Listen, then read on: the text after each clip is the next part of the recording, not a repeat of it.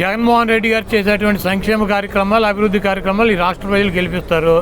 మిగిలినట్టు 50% బీజేపీకి 1%, కాంగ్రెస్కి 1%, పవన్ కళ్యాణ్కి 3%, చంద్రబాబుకి 40% ఇట్లా ఉంటాయి. వీళ్ళందరూ కలిసినా కూడా ఓటు ఏమి ట్రాన్స్ఫర్ అయ్యేటువంటి పరిస్థితి ఉండదు. చంద్రబాబు నాయుడు విచిత్రంగా మాడుతూ ఉంటాడు. 420 నా కొడుకు అనమాటాడు చంద్రబాబు గారు అంటేనే ఆడు 420 గాడు. ఎందుకంటే జగన్మోహన్ రెడ్డి గారు అభ్యర్థులను మారుస్తున్నాడంట. ఎంఆర్ఓలకి ట్రాన్స్ఫర్లు ఉంటాయి,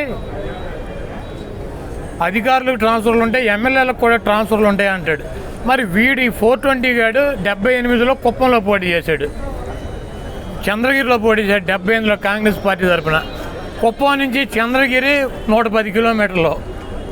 ఈయన పోటీ చేసిన చంద్రగిరి నుంచి కుప్పం 110 కిలోమీటర్లు, కర్ణాటక బోర్డర్లో, తమిళనాడు బోర్డర్లో ఉంటుంది అది. మరి వీడు ఎట్టా ట్రాన్స్ఫర్ అయ్యలేడండి చంద్రగిరి నుంచి కుప్పం?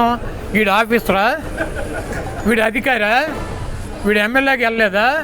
అన్ని సొల్లు నా కొడుకు, సొల్లు మాటలు, సొల్లు నా కొడుకు అనమాట. నా ట్రాన్స్ఫర్లు ఉంటాయని నాకు తెలియదు. విచిత్రంగా ఈడే కదా అసలు ట్రాన్స్ఫర్ ఎప్పుడు 89లో వెళ్ళాడు, 30 సంవత్సరాల నాడు వెళ్ళాడు ఈ ట్రాన్స్ఫర్ అయ్యి చంద్రగిరి నుంచి కుప్పం. మరి వీడు కొడుకు అక్కడ మంగళగిరిలో స్కూల్లో చదువుకున్నాడా? వీడు ఊరు మంగళగిరా, లేకపోతే వీడు పుట్టింది వీడు పెరిగింది మంగళగిరా? మరి ఈడేటో వచ్చాడు పప్పు నా కొడుకు మంగళగిరి పోటీ చేయటానికి ట్రాన్స్ఫర్ అయ్యి రాలేదా? హైదరాబాద్లో చేయొచ్చుగా, లేకపోతే ఆడి బాబు చంద్రగిరిలో చేయొచ్చుగా. మరి పవన్ కళ్యాణ్ భీమవరంలో పుట్టి గోళీలు ఆడాడా, లేదా గాజువాకులో సంక్రాంతాడా? వీళ్ళు అసలు బాబు, కొడుకు, పార్ట్నర్, దత్తపుత్రుడు అందరూ కూడా వలస వెళ్ళి అక్కడెక్కడ పోటీ చేసేవాళ్ళే. వీళ్ళకంట ట్రాన్స్ఫర్లు ఉంటాయని తెలియదంట.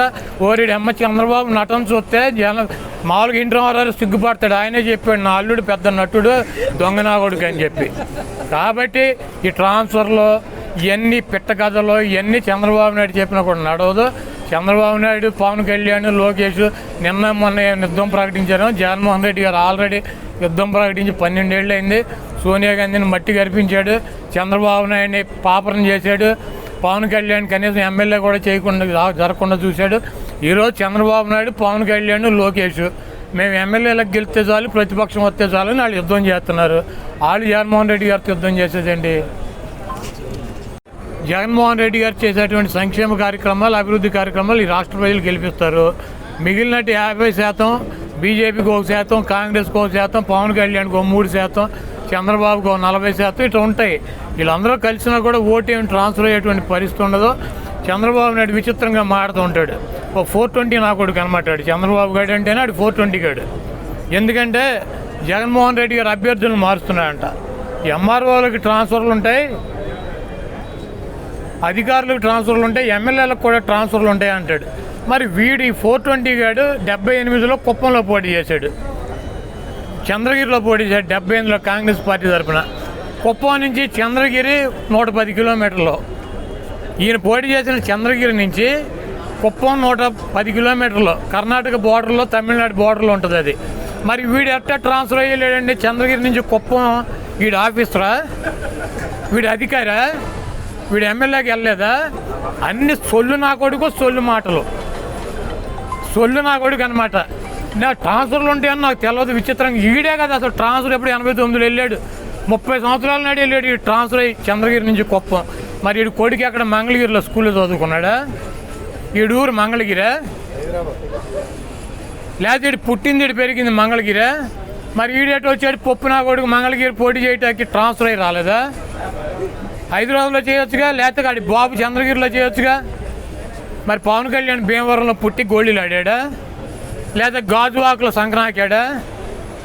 వీళ్ళు అసలు బాబు, కొడుకు, పార్ట్నర్, దత్తపుత్రుడు అందరూ కూడా వలస వెళ్ళి అక్కడెక్కడ పోటీ చేసేవాళ్ళే. వీళ్ళకంట ట్రాన్స్ఫర్లు ఉంటాయని తెలియదంట. ఓరిడు అమ్మ చంద్రబాబు నటన చూస్తే మామూలుగా ఇంటి వారు సిగ్గుపడతాడు. ఆయనే చెప్పాడు నా అల్లుడు పెద్ద నటుడు, దొంగనాగోడుకు అని చెప్పి.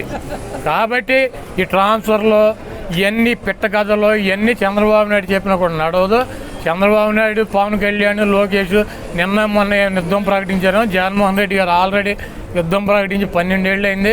సోనియా గాంధీని మట్టి కరిపించాడు, చంద్రబాబు నాయుడిని పాపరం చేశాడు, పవన్ కళ్యాణ్ కనీసం ఎమ్మెల్యే కూడా జరగకుండా చూశాడు. ఈరోజు చంద్రబాబు నాయుడు, పవన్ కళ్యాణ్, లోకేష్ మేము ఎమ్మెల్యేలకు గెలిస్తే చాలు, ప్రతిపక్షం వస్తే చాలు అని వాళ్ళు యుద్ధం చేస్తున్నారు. వాళ్ళు జగన్మోహన్ రెడ్డి గారితో యుద్ధం చేసేదండి.